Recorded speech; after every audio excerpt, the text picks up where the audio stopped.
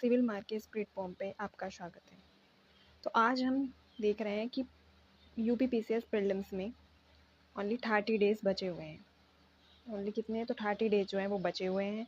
तो इन 30 डेज़ में हम कैसे पढ़ाई करें, कैसे अपना रिवीजन करें और क्या करें कि हमारा प्रीलिम्स क्वालिफाई हो जाए, या फिर जिनका 2-4 नंबर से प्रीलिम्स रुक रहा है तो वो क्या करें कि हमारा प्रीलिम्स क्लियर हो जाए।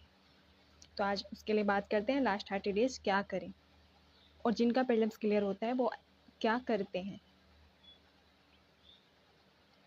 तो जैसे कि आपको ये तो पता ही है कि प्री में एक जीएस का पेपर होता है और एक सी सेट का होता है।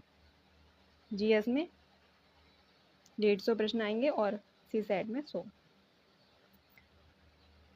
और जीएस की अगर बात की जाए तो जीएस के लिए ये तो क्वालिफाइंग से होता है सी सेट। तो जीएस के लिए आखिर हम क्या पढ़ें लास्ट 30 डेज़ की हमारा प्रीलिम्स क्लियर हो जाए।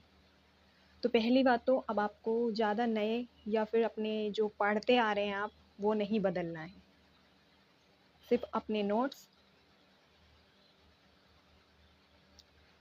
नोट्स पर ही आपको जो है फोकस करना है। अपने ही नोट्स को आप बार बार रिवाइज करिए और जितना हो सके आप पीवाईक्यूज लगाइए। मैं तो यही कहूँगी, सब आपसे कहेंगे कि टेस्ट ज़्यादा से ज़्यादा लगाओ, लेकिन मैं यही कहूँगी टेस्ट आप सिर्फ 3-4-5 भी लगा ली बस, लेकिन आप पीवाईक्यूज पिछले 20 साल के पीवाईक्यू को आपको एक एक पीवाईक्यू रटा होना चाहिए।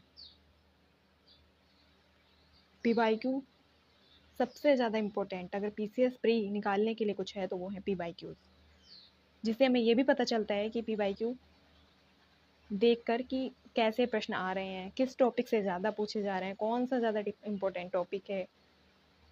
और बहुत सारे प्रश्न ऐसे होंगे जो रिपीट भी होंगे। आपने देखा होगा इस बार आरओ का पेपर में काफ़ी रिपीट थे। तो इसके लिए जीएस की अगर बात की जाए और अगर क्वालिफाई करने के लिए, तो क्वालिफाई आज तक आपने देखा होगा 85 से 90 प्रश्न पर प्रीलिम्स क्वालिफाई हो जाता है। ये नहीं कि आपको 150 में 150 ही करने हैं, तो ये तो आपको पता ही है 85 से 90 पे हो जाता है। तो आपका हम बात करते हैं प्री। तो प्री में जीएस और इसमें जो मोस्ट इम्पोर्टेंट टॉपिक्स हैं तो वो हैं हिस्ट्री हो गया, हिस्ट्री हो गया, पॉलिटी हो गया, ज्योग्राफी हो गया और करंट अफेयर। करंट अफेयर सबसे ज़्यादा इंपॉर्टेंट टॉपिक है। और फिर आता है साइंस। कुछ का हो सकता है साइंस वीक हो, साइंस नहीं पढ़ते हों, लेकिन तो हिस्ट्री से अगर बात की जाए तो हिस्ट्री से काफ़ी प्रश्न आते हैं।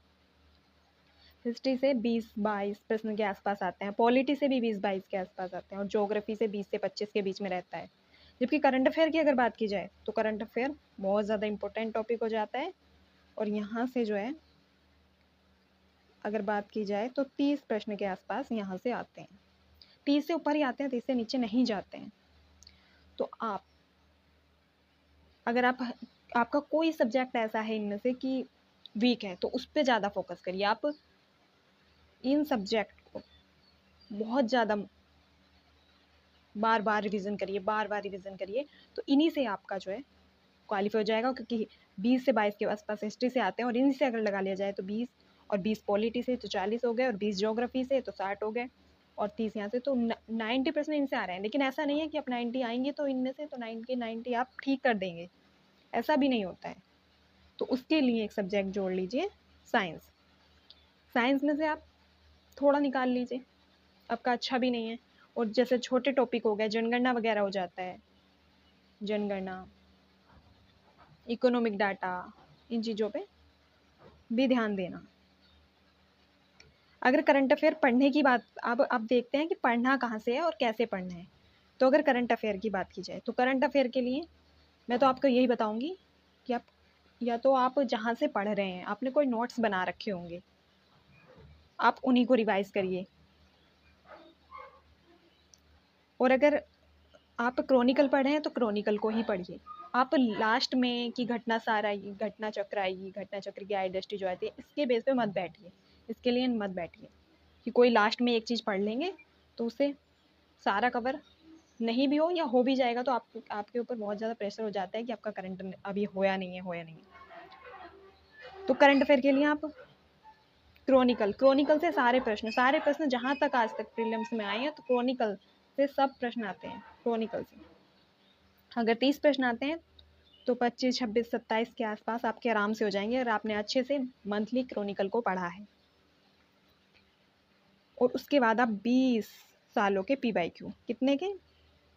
तो 20 सालों के, 20 years PYQ, year wise 20 year के PYQ को आप एक एक PYQ रट लीजिए, यही आपको लास्ट टाइम पे करना है। और लूसेंट साथ में लगा लीजिए और आपके जो नोट्स बने हुए हैं वही बार बार रिवीजन करिए, कहीं नहीं जाना है, कोई भी नया कंटेंट नहीं फॉलो करना है कि ये अच्छा है वो अच्छा है इसको कर ले वो, इसी से आपका प्रीलिम्स क्लियर हो जाएगा। लेकिन PYQ से ज़्यादा इंपॉर्टेंट कुछ नहीं। और करंट अफेयर के लिए क्रॉनिकल करिए।